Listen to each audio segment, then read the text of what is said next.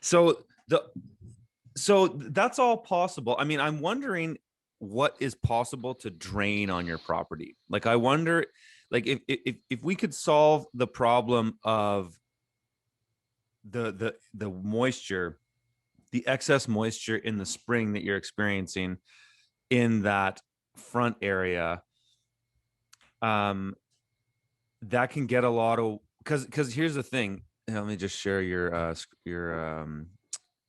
this one again.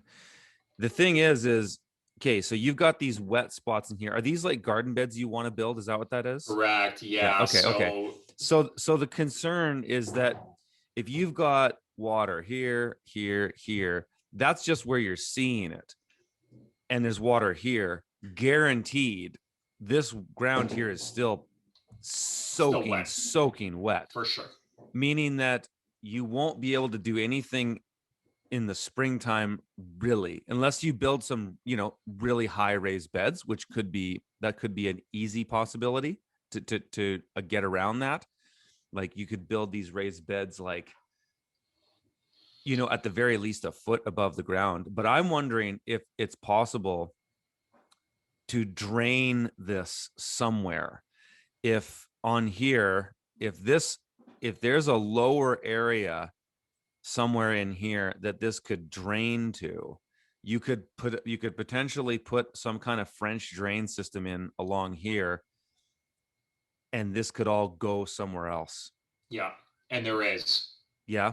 Where's that area, do you think? Well, so I mean, effectively, what we could do is if it works the way that I think it does, and you put the French drain across, what we would do is potentially go across the driveway, and there is a little bit of there's a little bit of a ditch to the left of the driveway. Yeah. Over on this side? Over Yeah, here? correct. Yeah, Yeah. the gray bars there are the actual driveway on the property, and you Yeah. see that on the Google map as well. Okay. Yeah, let me look at that.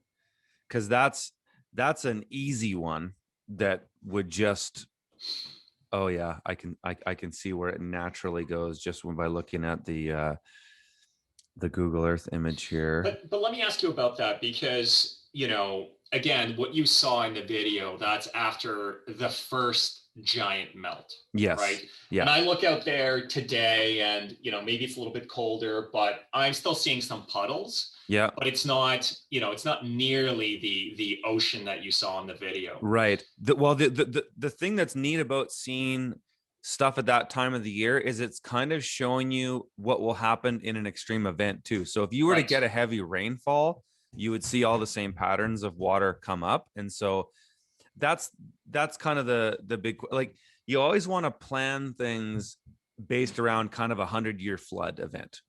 And that, okay, if you're in some kind of alluvial fan area where water's coming out or going into a river or something like that, you want to have it so that in the event of a big summer rainfall, you don't lose your whole garden. So, I think if you were to do some kind of French drain, yeah, it looks like you can drain it out this way, right? Yeah. So you can kind of see how it naturally kind of it goes down here.